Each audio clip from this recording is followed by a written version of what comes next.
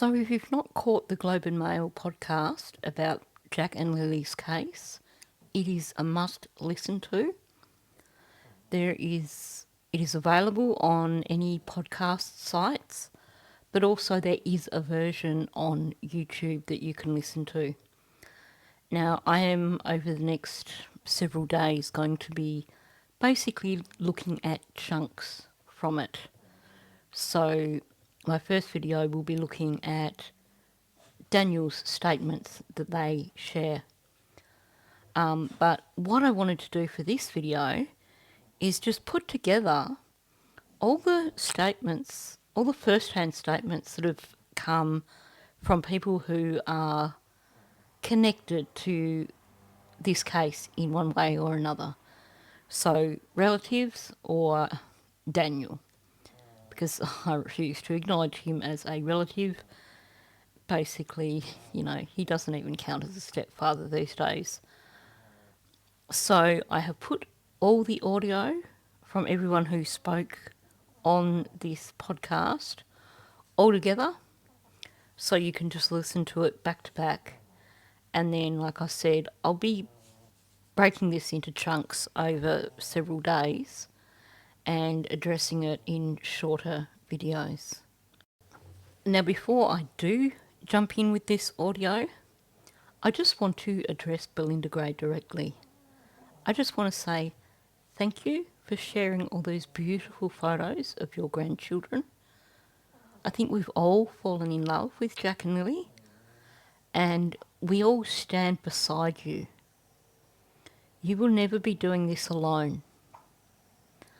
My promise to you is that as long as I have a YouTube channel, as long as it takes, I will be talking about your grandchildren. Nobody will ever forget Jack and Lily Belinda. You are not alone. You don't have to do this alone. And none of us are going to forget Jack and Lily. You've got so many of us who are here for the duration. For those of you who've not heard the podcast, what I've just said will make more sense when you hear Belinda's audio.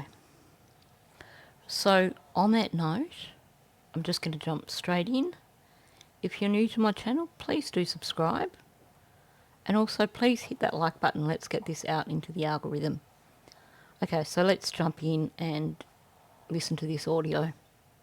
Can you take me through sort of what happened? Like you guys heard the kids playing in the morning, and how did that go? Yeah, Lily came into the room multiple times. I mean, me and Maya and the baby were just in the bedroom. And Lily came in multiple times, so I seen her that morning. And Jack was out playing in the kitchen, I'm guessing, and they slid open the back sliding door. It's almost like silent to hear it slide open. But they slid it open. The boots were right beside the door, and just proceeded to, I'm guessing, play outside. And then they must have just got out to the back fence, and then they were gone. As soon as I seen that they were gone, I immediately jumped in the car, did all the dirt roads, did all the culverts, checked over the rivers, the streams. I did everything. I did anywhere the vehicle could take me, I did. Yeah. And then as soon as I got back home, like 10 minutes later, I immediately went out on foot till the officers got here. What were the conditions like in the woods when you were running? The conditions are thick. My cousin said that she talked to some searchers, and they said they've been over on 500 different searches, and this is one of the hardest ones I've ever seen. What makes it so difficult? Is it the thick woods, or what is it? Very thick woods, the terrain, the elevation throughout the terrain. Okay. It didn't matter to me at all. I was going up through water up to my waist, and the helicopters were just sitting there watching me, hovering above me. What do you make of all of the speculation that's going on? So many people were waiting. Well, I can already tell you the drug party is absolute bull. Yep. And I even asked the RCMP, give me drug tests. I asked CPS, give me drug tests. Yep. They said, no, it's not a concern. We're not going to do that. I even go to Narcotics Anonymous. Okay. I do everything. Like, I go to air 3 times a week just to clear the air for all that bullshit. I mean, even when it comes down to Jack and Lily, I'm the only one from both sides of the family that is actually doing anything. I'm doing media all the time. They probably refuse to do media with you guys, I'm guessing. Yeah, they're not talking. Yeah, they won't do anybody. So people are very cagey of the media and outsiders driving around looking at, the so-called crime scene or, the scene of where these children went missing, and it's created a lot of suspicion in the area. It jeopardizes the investigation, right? People have already made up their minds. Yeah, I know. What is that like? Well, Living in I this get community? messages every day. People still call me child killer. You killed the children. Where are the bodies? I get that every day. I can show you guys, and it's absolutely disturbing what people say. People are sending you Facebook messages? Yeah, constantly. I'm sorry, Dan. Constantly. I just ignore them. What do you want those people to know? Those folks who are reaching out to you? Are these strangers? Are these people that know you? No, they're all strangers from all over the world. It's Really? worldwide, yeah. And just sending you a message on Facebook saying... Yeah, because I always keep my messages open so anyone can message me. That's why it takes me so long to get back to everybody, because I have hundreds and hundreds of messages. One of the questions that kept coming up was, where is the children's biological father? And so in searching for him and his role in their lives, we found his mother, Belinda Gray. When we arrived, she was out with her sun hat on and her gardening clothes. And that's what she does all day to help take her mind off her missing grandchildren. And as soon as she saw us and I introduced myself, just tears came to her eyes. Like, she knew what we were there for. And you could tell she's just carrying the sadness of this mystery with her every moment of the day. We haven't seen the kids in almost 2 years now. I'm sorry. That we had a pretty good relationship up until that point. That after the separation of Malaya and my son, it was not a good separation. That my son distanced himself from the children. We didn't have to agree with that. It was his decision to make. But Malaya knew that this will always be a second home for that. They were our grandkids, so she was more than welcome here whenever she wanted to come by. What do you remember about the kids? Like, how do we describe them to people who never met them? They're lively little ones. That Lily is full of life. She's into everything. She's into everything, and she's really girly. But yeah, she used to, whenever she come to visit, she got so used to seeing me in my hats and wearing glasses. So I had to take an old pair of glasses and break the lens out of them so that she could wear them around the house. She liked dolls, she liked stuffed animals, and she just had this prim and proper way of almost like she was posing all the time. But she always reminded me of a little girl that lived in her own dream world. She'd play with her toys and she's chattering away to herself. Now, Jack didn't overly talk a whole lot. He was a very quiet little boy. Okay. He was a very quiet, shy little boy, very reserved, at least up until that age, very reserved. But he quietly played with the toys, and he liked the stuffed animals. He played with them, and he loved the toy horse I had there for them. How did you hear that they had gone missing? We were in Halifax when we got the news. The mother of another grandchild I have, I guess she's seen it on social media. So right away she sent a message. It was quite a shocker. I don't think you can make anybody understand. What struck me about Belinda is that she understood and described a change in Malaya that she noticed over the last few years. I thought her gift was being a mom. that I really thought that was her God-given gift, that she seemed to just breeze through it. She was actually everything a grandmother could want for a mom. Really? Okay. She was an excellent mom. An excellent mom. She didn't raise her voice. She had more patience than I had as a mom. Wow. And so, what do you think happened? Things started to change when she met Daniel. Okay. That she had told us about meeting him, and that she did believe it was going somewhere, so I was happy for her. Mm-hmm. And I told her, well, as long as he makes her happy, because kids are happy if mom's happy. Yeah. And we kept in communication that the kids' birthdays and Christmas, that she was staying with her grandmother at that time in Truro. Yeah. So we would go there to drop off the kids' birthday gifts or Christmas gifts and visit with them. Then we noticed that it started to change a bit. And what kind of change did you notice in her? She started to get distance. That the last visit she had them here, that was in the summer before Jack's birthday, so that probably would have been around July or August. Mm-hmm. She did make the comment that it bothered Daniel coming to visit us.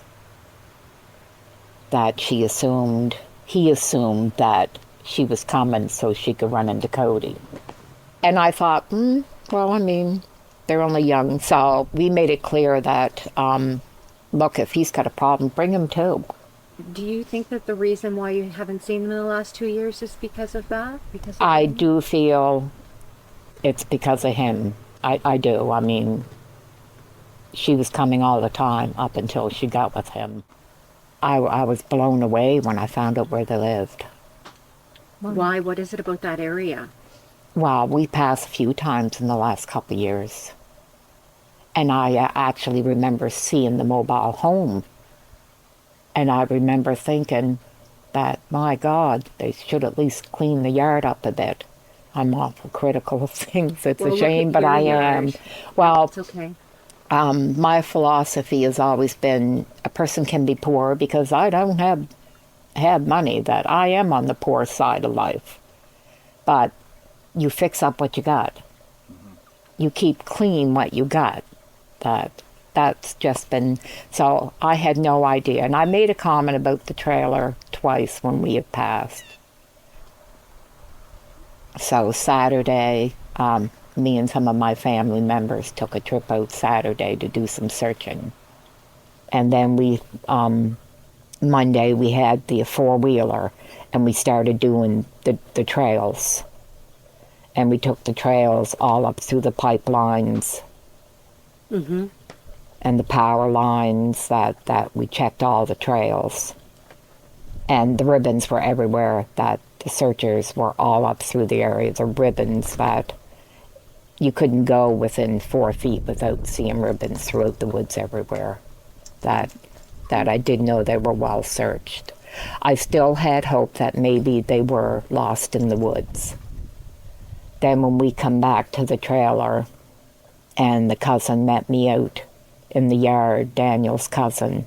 Okay. She met me in the driveway and I asked where Malaya was. Mm-hmm. And she told me Malaya wasn't there. And it hit me like a ton of bricks. What was it about that? If she could leave, then to me she knew her kids weren't coming back. Because I know I couldn't leave. I wanted to sleep in my car there.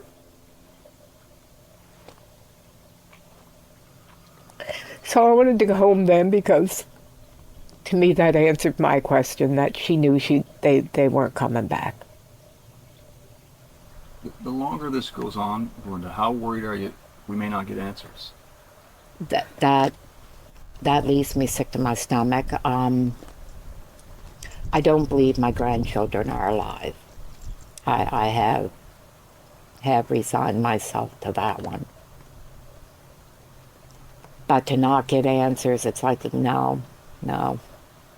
There's answers out there. 2 kids just don't disappear. I'm so afraid that people will stop talking about it and they'll forget them. Daniel suggested that the people who found the blanket planted it. So I spoke with Malaya's sister, Haley Ferdinand, who found the blanket, and she denies having planted anything. We most certainly did not.